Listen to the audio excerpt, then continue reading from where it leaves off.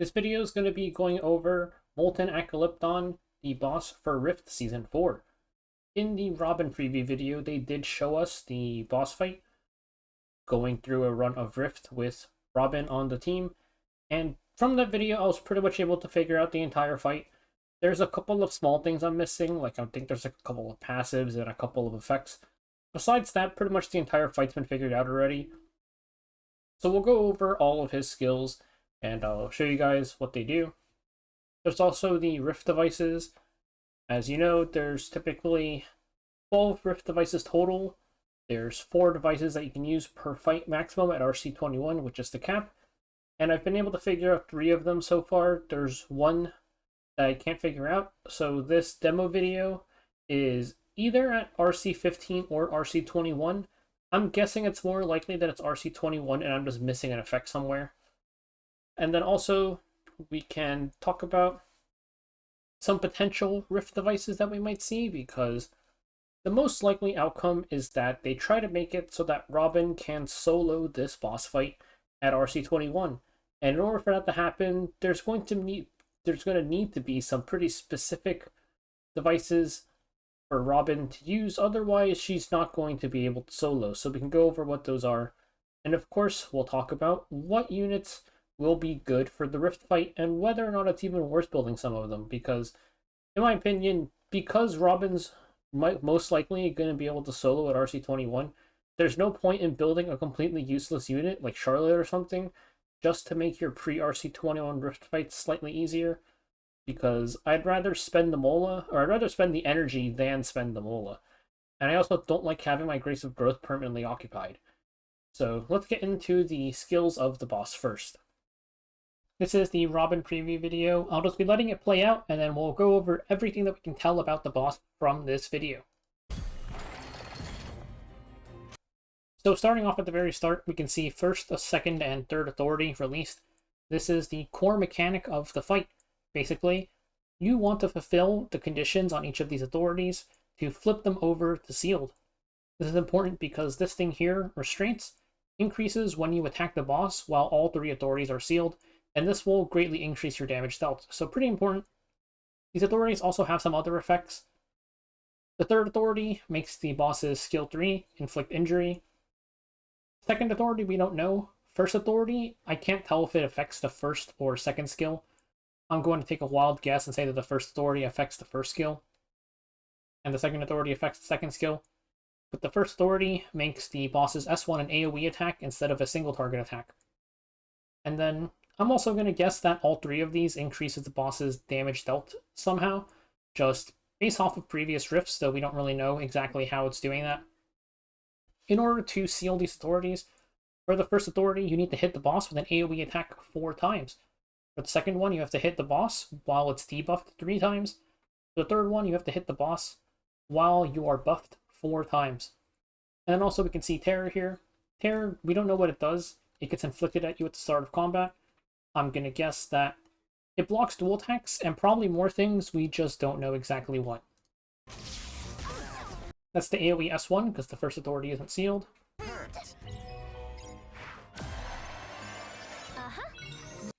And here, let me go back a little bit, this is the first device that we can tell, because all 3 authorities got weakened, and we didn't fulfill any of the conditions.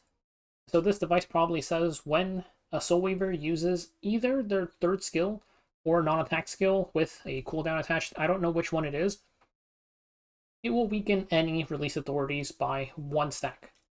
Let's show them what we've got. Already, the second device is here because Araminta's burns are on S3, not her S2. The device probably says when a mage hero uses their skill 2, inflicts 2 burns on the target for 2 turns. And also, very notably, you see this immunity here. Just Araminta's S2 inflicts unhealable. So the boss is immune to unhealable, which is kind of a weird thing to be immune to, based off of the way this fight is supposed to go, since this boss is so heavily reliant on you dealing burns to it, or I don't actually think it's reliant on you dealing burns to it, I just think that burns, we know that burns have their damage increased in the fight, so a lot of your damage is going to be coming from burns itself, just due to the way Robin's kit works. So I'm guessing that they made the boss immune to all debuffs except for burn and bleed, just so you have more space for burns and bleeds. Because there's the buff/debuff cap of 10, and based off of we already have 4 slots taken up by default, 1 by restraints, 3 of them by the authority, so only leaves room for 6. If you could inflict other random debuffs like unhealable, that would just be less damage, so they probably just cut all of that out. I thought I'd be getting some rest. This is the 3rd device that we can tell from this fight, and also the last one we can tell. Robin's debuff extension is on her S3, not her S2. So there is a device that says, when a ranger uses their second skill, increases debuff durations of the enemy by 1 turn. And also, very notably, we see our first authority get sealed, and this is a normal debuff, not an undispellable one. These are undispellable buffs. This is a dispellable debuff, but the boss has no cleanse in its kit. But being dispellable means that we can increase its duration with Robin S2 and Robin S3. Away with you! So now all 3 are sealed.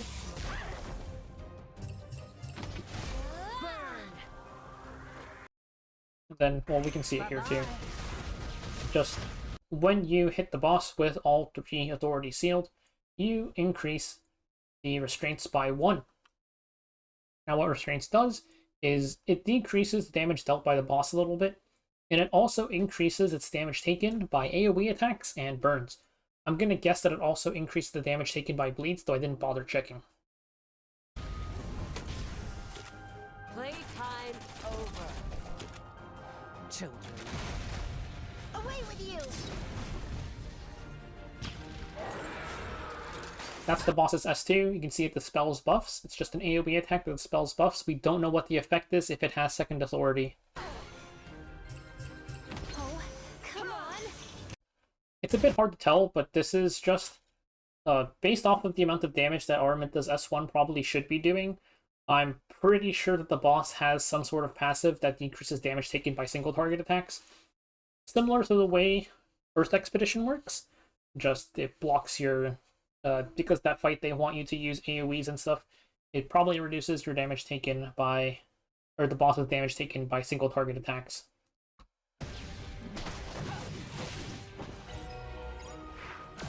Here we can see the cap of 6.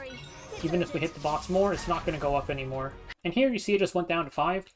So this, it's kind of weird that it happens like this, because it goes down after, but I think it's just if the boss like ends a turn and all 3 of these are what is it called? Released, then the restraints go down by 1. It's just kind of weird that the boss, like, I guess it decreases this and makes them released, and then it checks if they're released and decreases it by 1. Don't play around!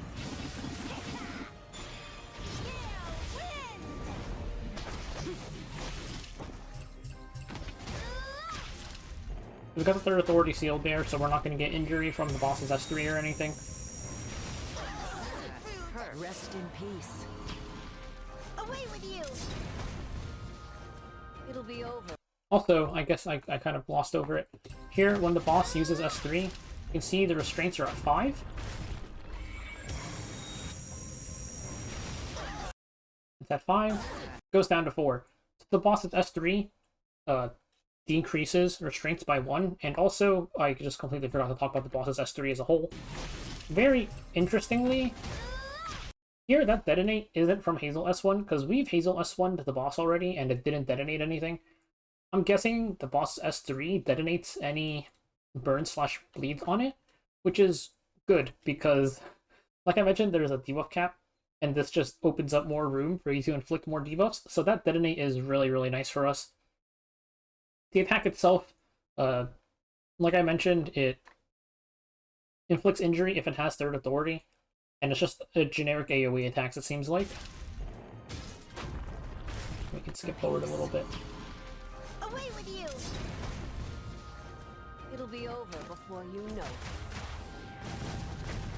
And here we can see the sealed, or the sealed authorities are at 1, They go to 2 here, so it's just confirming that you can extend their duration with Robin's S2 and S3. Oh my. You must be hot.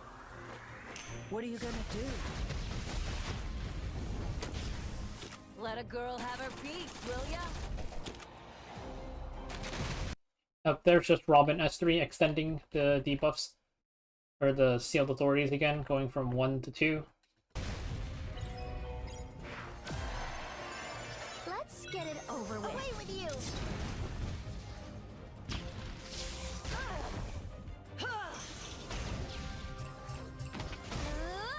Brace yourself. Impressive. Rude. Don't play around. Yeah, wind. Oh, let's show them what we've got. So here we'll see the boss use S3 while it has Third Authority released. And there's the injury on our units. Just away with you. Burn! Bye-bye.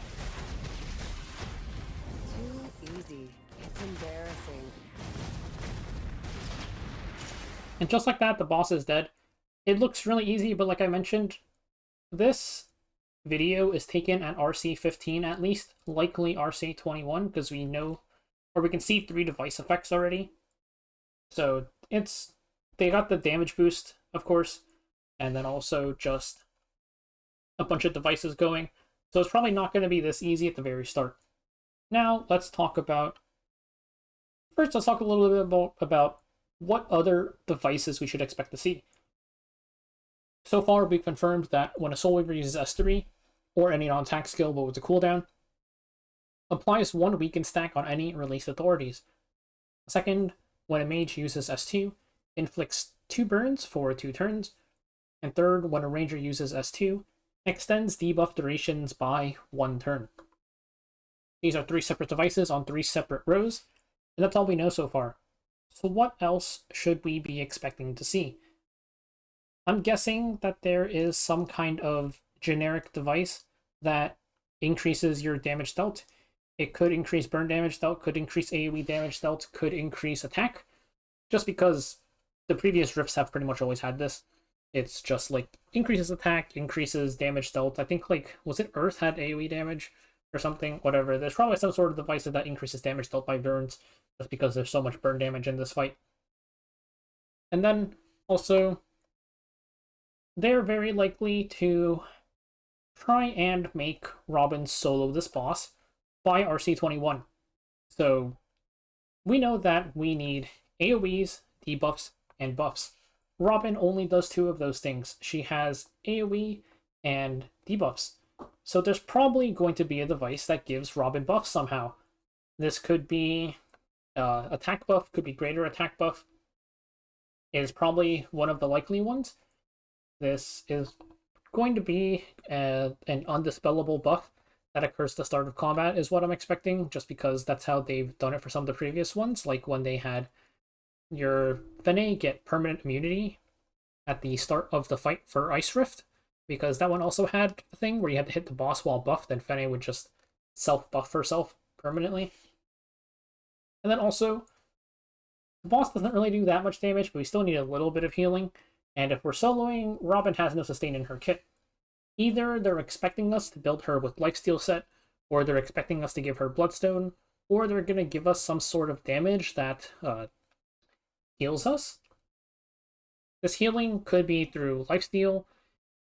Some other things I considered was, I was talking with some people, and then maybe Vampirism, because Vampirism would cover both the sustain and the buff requirement that we need on our devices.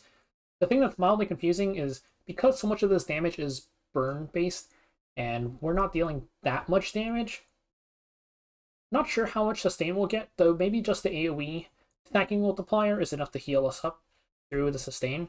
I considered Vampiric Touch, which heals you when you hit the enemy for a portion of your max HP, so it's not based on how much damage you deal, but that would take up a valuable debuff slot, so I'm leaning towards it being a lifesteal or maybe Vampirism device. And that's all of my guesses for the devices. Like I said, there's going to be 12 devices, and we only know 3 so far.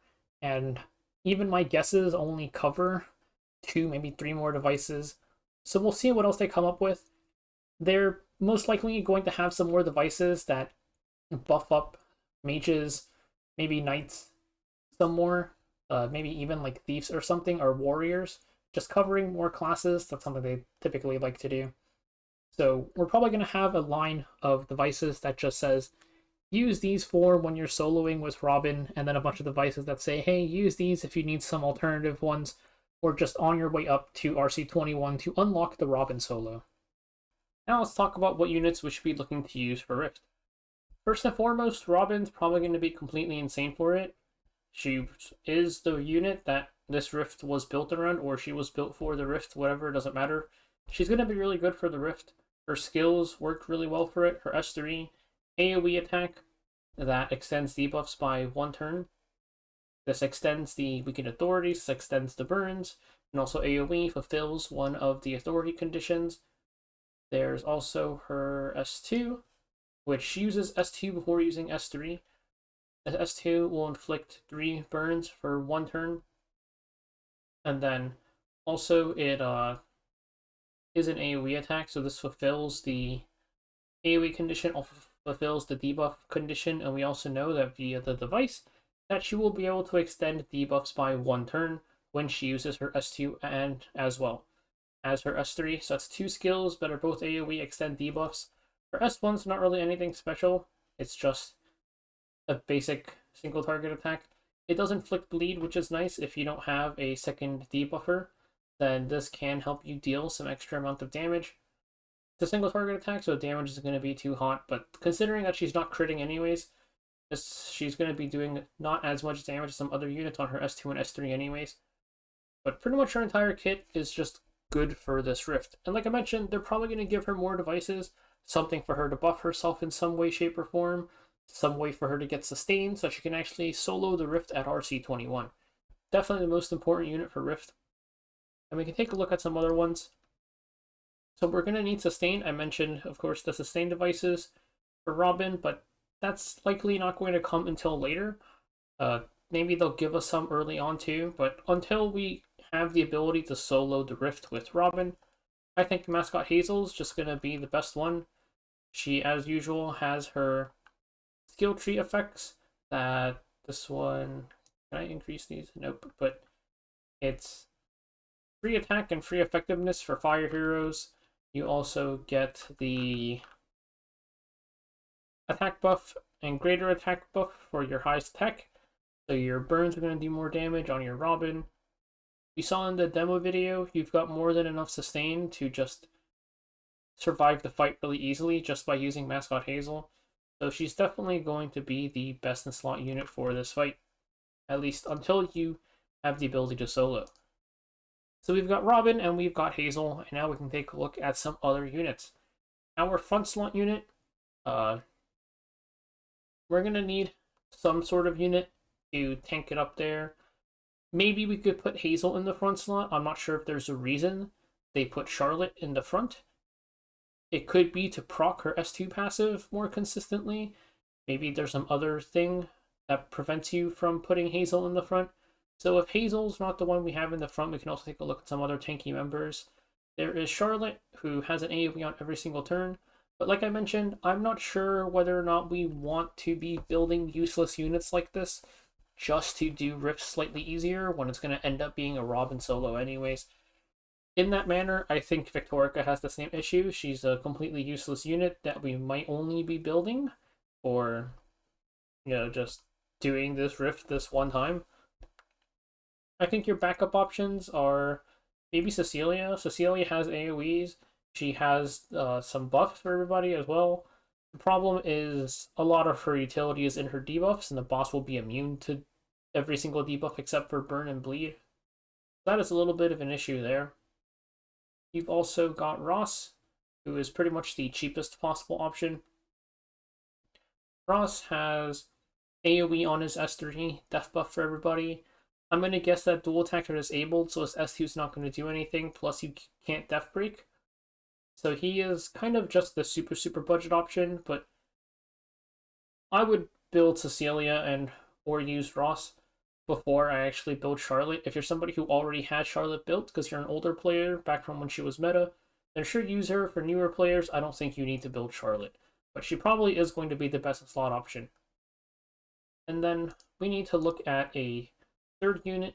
So we could look at units with burns, maybe. Oops, this is the wrong section. Units with burns. There's not that many. We're looking specifically at AoE ones. So Araminta's probably the best one for this. There's the Mage device where your S2 is going to inflict 2 burns after you attack. Your S3 also inflicts 2 burns. This is 100% at max. So she's got 4 burns, 2 burns here, 2 burns here, both of them 2 turns long. So that's a lot of damage, especially since the boss will detonate the buffs when using S3. S1 even has a chance to burn a little bit. So she's probably going to be really good in that final slot. So same thing, just if you don't have Araminta built, you probably don't need to build her. You can take a look at some other options. Let's look at the budget option first, which I think the budget option is just going to be Mercedes. I think you can kind of just slam the boss with Mercedes, and surely you'll be able to do enough damage to have a respectable clear. Of course, there's something that needs testing, but she's got AoE on her S3, she's got AoE on her S2. We're lacking a little bit in the debuff department. It's just Robin with her solo debuffs, and we'll see whether or not we need a second debuffer. It might be the case that we do, especially early on before we get the device that extends your debuff durations after using Robin S2, because that's what kind of allows her to just solo debuff at least for a decent amount of time. So that might be something we have to factor in. But later on, Mercedes might just be the better option. We could use stuff like Grace of Growth to avoid having to really build something like Araminta.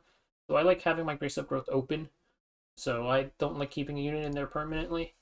We also have units like, let's see, what else has a burn? There's... Oh, no, Euphemia is kind of an iffy one. She is getting buffed so that her S1 is going to burn more consistently, and Gators is supposed to work now, but kind of not a great option. It's only 1 turn burn, though it is an AoE that burns. You can see what else there is. Cirilla has 2 burn effects on her S3, but all of her attacks are just single target, which kind of sucks. But this is an option to burn here. Parrot, the issue is she detonates her burns, and well, detonating isn't really the worst thing in the world. The only problem is when all of your the detonating isn't a huge issue because the boss detonates on S3 anyways, and detonating would let you just land more burns. The problem is you need to actually hit the boss while it's debuffed, so if you detonate the burns, it gets a little bit iffy. I'm also going to look at the bleed options. For our bleed options, there's not too many. You've got Haste, which might be the best bleed option. He has 100% chance for 2 bleeds on his S3, and one of his exclusive equipments gives him a 75% chance to bleed by using his S1 or this one that makes his bleeds last 1 turn longer on his S3. So this could be an option to have a bit more consistent source of debuffs so you can fulfill that authority requirement. I guess there's Kane. You can S1 and you'll have a ignore F-res AoE attack that also bleeds. This is assuming they don't block extra attacks or something. If they block extra attacks, that would also kind of suck for Mercedes, but yeah, Kane might be an option, I guess, if you really need a second source of debuffs. His first hit on S1 is single target attack, though, and the scaling on his AoE isn't fantastic, so that might not work out too well. You don't really have any, like, good, consistent AoE options. You'd just be relying on the bleeds for your damage. And same thing here, really. It's just for your backup slot. Of course, use Grace of Growth to potentially build a temporary option. Even looking at something like Surin, if you just want to spam bleeds, could be something. But we don't want to waste resources building temporary units when we're going to be replacing them soon. So the budget team that I plan on using is going to be Robin, Hazel, Mercedes, and then either Ross or Cecilia. We'll see how it goes. Maybe I'll be forced to use somebody like, what's her name? Maybe I'll be forced to use Sir, maybe I'll be forced to use Cirilla, or just Grace of Growth Arminta or something, but that's going to be the budget team I'm planning on using, so we'll see how it goes. Anyways, that's it for this whole Rift preview guide reveal thing. We've figured out a lot. Pretty much the entire boss fight is known at this point. There's like the little small things, like we don't know what Second Authority does to the S2. There's some numbers that we're missing, some passive effects. We don't know most of the devices, though we know 3 and we can predict a couple of them. But this is it for the prep, and I'll see you guys when Rift actually gets here.